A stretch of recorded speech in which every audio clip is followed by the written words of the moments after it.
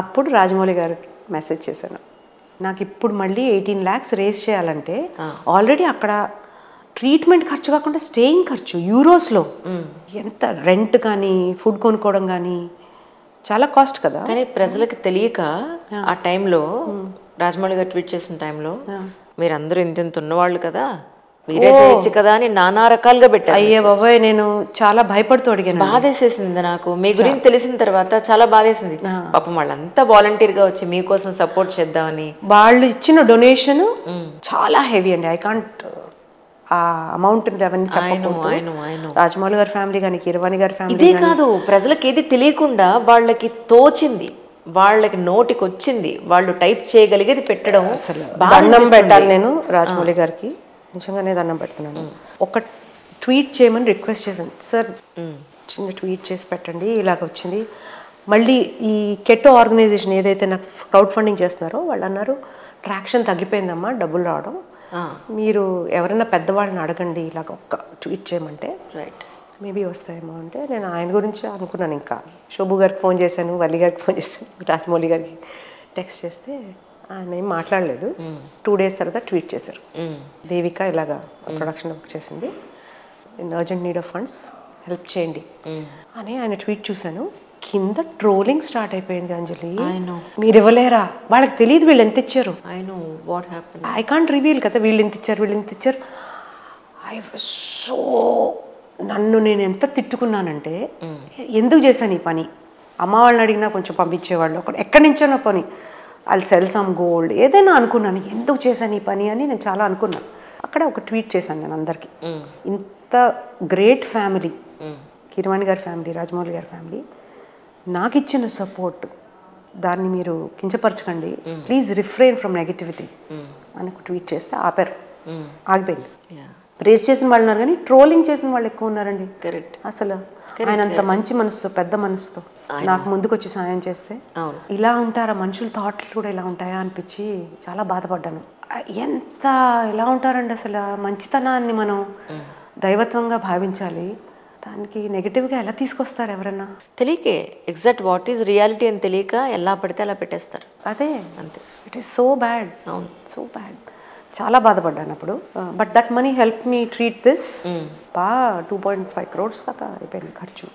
నిజంగా అదే మన సొసైటీలో, సొసైటీ అంతా ఇంతే, ఎవ్వరు ఎవరికి ఏమీ చేయరు అన్న పరిస్థితుల్లో ఉండి కూడా మనం క్రౌడ్ ఫండ్లో మీకు క్యాన్సర్ ట్రీట్మెంట్కి అది దొరకడం అంటే యూఆర్ రియల్లీ బ్లెస్డ్ అనిపిస్తుంది. I'm blessed and there is divinity. నా గొప్పతనం అంటే మనుషుల్లో మంచితనం చూసారా. యూ వోంట్ బిలీవ్ అంజలి, రోజు వస్తాయి డొనేషన్స్. ఒకళ్ళు $1000 వేశారు, ఒకళ్ళు $1500 వేశారు, ఒక ఆయన $40 వేశారండి. నేనన్నా ఆయన పాకెట్లో ఎంత డబ్బులు ఉంటే నాకు పాపం 40 రూపాయలు.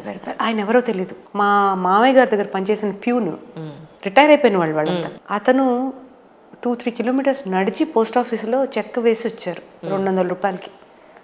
దండం పెట్టాలి.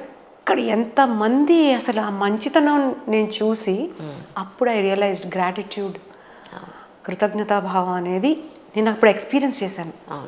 ఎవరు వీళ్ళు, 4000 మంది డొనేషన్స్ ఇచ్చారు, 10,000 మంది నా కోసం ప్రేయర్స్, పూజలు చేశారు. నా Facebook account, Twitter account full we are wishing you the best అని సపోర్ట్ పంపించడం. I said no. If this is not a benevolent world అంటాం కదా, ఒక మంచి ప్రపంచం, then nothing is.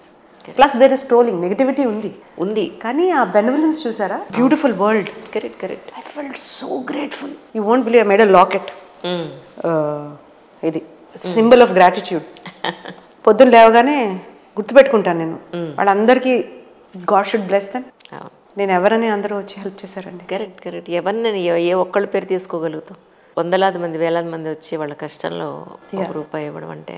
And last year okay, నా what did I say, jigsaw puzzle అన్ని చక్కగా అమర్చేసి లైఫ్, సరే నేను నా పిల్లలు వాట్ ఎవర్ వెళ్ళారు, అక్కడ అంతా ట్రీట్మెంట్ తీసుకున్నారు, వచ్చేసాను. 10 monthsకి రిలాప్స్ అయిపోయింది మళ్ళీ. అబ్బా, అంత అడ్వాన్స్ ట్రీట్మెంట్ ఫెయిల్ అయింది. రిపోర్ట్స్ చూస్తున్నాను స్లోగా, దాంట్లో ఇంక్రీజ్ ఉంది, డాక్టర్ గారి దగ్గరికి వెళ్ళాను. లేదమ్మా ఒక 3 months చూడాలి. స్పెయిన్లో వాళ్ళు కూడా చెప్పారు 3 months వెయిట్ చేయండి, మనం చూద్దాం 3 months తర్వాత. ఆ 3 months అసలు how I was I don't no. 3 months తర్వాత చెప్పారు అవును రిలాప్స్ అయిపోయింది, మళ్ళీ వచ్చింది cancer. This was 2023 April last year. ఎంత పెద్ద ట్రీట్మెంట్ తీసుకున్న మనసే పనిచేస్తుంది, మళ్ళీ నేను ఉన్నానని మళ్ళీ పుట్టుకొస్తుంది ఎక్కడి నుంచి. డెవస్టేషన్ అంటాం కదా, ఏమంటాం మనం డెవస్టేషన్లో అసలు కుప్పకూలిపోయాను. అవునవును, అదైంది. I just collapsed. I'm like ఇంకేం చేయాలి నేను. క్రౌడ్ ఫండ్ కూడా అయిపోయింది. ఫండ్ అయిపోయింది. ఫండ్ 90% ఖర్చు అయిపోయిందండి. I had very little money left. Every month నా ఖర్చు ₹1,00,000. సో దాంట్లోంచి ఐ వాజ్ యూజింగ్ అంటే టెస్ట్లు కానీ, అవును, కీమోస్ కానీ, మెడికేషన్. అగ్రెసివ్ రిలాప్స్ వచ్చేసింది లాస్ట్ ఇయర్. కార్టీ ట్రీట్మెంట్ అనేది 86% సక్సెస్ ఇవన్నీ విన్నాం. అంటే 10 మందిలో 2కి ఫెయిల్ అవ్వచ్చు, ఒకళ్ళకి ఫెయిల్ అవ్వచ్చు. ఆ ఒక్కళ్ళు నేను అనమాట. సో చాలా ఆ డిప్రెషన్ కూడా అది నాకు తెలియదు దాన్ని ఏమనాలో. అది ఒక సాచురేషన్ పాయింట్ ఉంది. నేను నవ్వితే మళ్ళీ నవ్విందంటారు వీళ్ళు. ఆ నవ్వులో ఉండే అర్థాలు వీళ్ళకి తెలియదు. నిజంగా ఎంత బాధలో ఉండి కూడా ఒక నవ్వు నవ్వుతాం, అది బాధతో కూడుకున్న నవ్వు అని వాళ్ళకి తెలియదు. నో పిచ్చి. ఇట్ ఈస్ లైక్ ఏంటిది, ఎవరిని నేను క్వశ్చన్ చేయను, ఎవరిని బ్లేమ్ చేయను. నా సిచ్యువేషన్కి జరిగింది. నేను చెప్పా కదా యాక్సిడెంట్ అనుకుని ముందుకెళ్ళిపోవాలి, అంతే అంతే. దానికి నెక్స్ట్ ఏం చేయాలో అని. ఏం చేశారు? ఏం చేస్తాను, 4 రోజులు ఏడ్చాను. ఏడ్చాక మా పేరెంట్స్కి చెప్పలేదు, ఎందుకంటే వాళ్ళు మా బాసెస్కి చెప్పాను ఏం చేయాలండి ఇలాగా, I don't know. And they were like how much can you take, ఒక మనిషి ఎంత తీసుకుంటుంది. దెన్ అప్పుడు మళ్ళీ డాక్టర్ దగ్గరికి వెళ్ళాను, బసవతారకం డాక్టర్ పవన్. ఆయన నెలలా చూస్తూ ఉంటాను. ఇంకా ఆయన చూసి లేదమ్మా ఓల్డ్ మెథడ్ ఆలోజెనిక్ ట్రాన్స్ప్లాంట్. నాకు ఫస్ట్ జరిగింది ఆటోలోగస్, అంటే నా ఓన్ స్టెమ్ సెల్స్ నాకు ట్రాన్స్ప్లాంట్ చేస్తారు.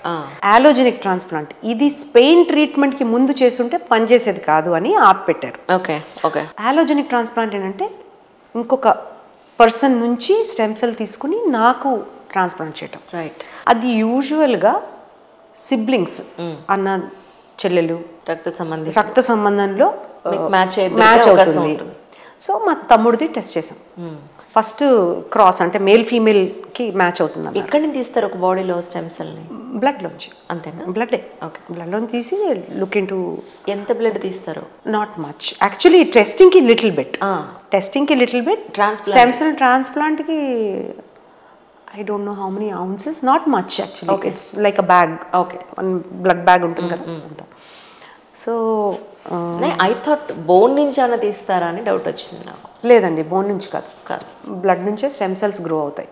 అండ్ మన బోన్ మ్యారో గ్రో అవుతుంది తర్వాత. ఆ స్టెమ్ సెల్స్ నుంచి బోన్ మ్యారో మళ్ళీ కరెక్ట్ అవుతుంది. సో మా బ్రదర్ది వెంటనే టెస్ట్ యూఎస్లో ఉన్నాడు, వాడు ఆల్రెడీ చేయించుకున్నాడు. అది 50% మ్యాచ్. 100% మ్యాచ్ అయితే సక్సెస్కి దారి తీయచ్చు. సో మీ సిస్టర్ ఉన్నారుగా, సిస్టర్ది ట్రై చేయండి అని.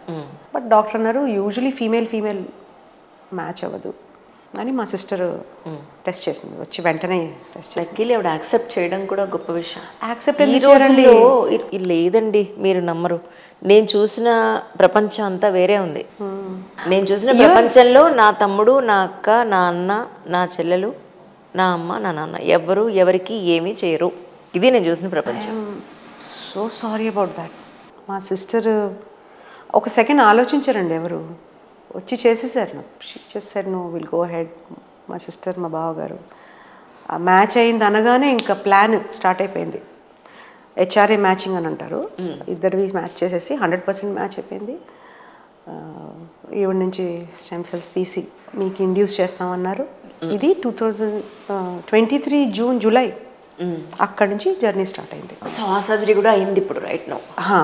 అది allogeneic transplant happen December 3rd. Okay. So 2024 Jan, Feb, March, ఇది April, May కదా, 5 months అయిందండి నాకు. మళ్ళీ ట్రాన్స్ప్లాంట్ అయ్యి మళ్ళీ మా అక్క అని నేను అంటాను, పునర్జన్మిచ్చావు అక్క అని పెద్ద సినిమా డైలాగ్ కొడుతుంటాను. సో కార్టీ ట్రీట్మెంట్స్ పెయిన్ అయ్యాక అయిపోయింది అనుకున్నాను అనమాట. అసలు అయిపోయింది, ఇంకేముంది, ఆ యూనివర్స్ అంత చక్కగా అన్ని ప్లాన్ చేసి తీసుకొచ్చింది నా కోసం. దేవుడు అన్నీ చూసుకున్నాడు. ఈసారి అంత గెంతట్లేదు. లెట్ మీ బీ, నిదానంగా చూస్తాను. ఒక్కొక్క month it's challenge for me to go through my reports. Like నిన్న డాక్టర్ దగ్గరికి వెళ్ళొచ్చాను, రిపోర్ట్స్ బాగున్నాయన్నారు. నెక్స్ట్ మంత్ ఏమవుతుందో I don't no. True but I cannot live in fear. అక్కర్లేదు. ఐ కాంట్ రేపు ఏమవుతుందో అనే భయంతో నేను బతకను. ఈదర్ మీరు దేనికి భయపడాల్సిన పని లేదు ఇక, అంతే. భయం చూసారు లైఫ్లో. భయం అనేది నాకు తెలీదు, ఆ కాన్సెప్టే లేదు నాకు. ఏదున్నా సొల్యూషన్ వెతుక్కుంటూ వెళ్ళిపోవడం. అండ్ నా ఫ్రెండ్సే కానీ చాలామంది కానీ అడుగుతారు, ఇన్ని జరిగాయి కదా నీకు, ఒక చైల్డ్ విత్ ఇష్యూస్, ఒకటి చిన్నవాడు చంటివాడు, హస్బెండ్ ఇస్ గాన్, నీకు cancer any time anything can happen. Okay, we are not like sitting back and saying అయిపోయింది ఆపరేషన్ కాదు.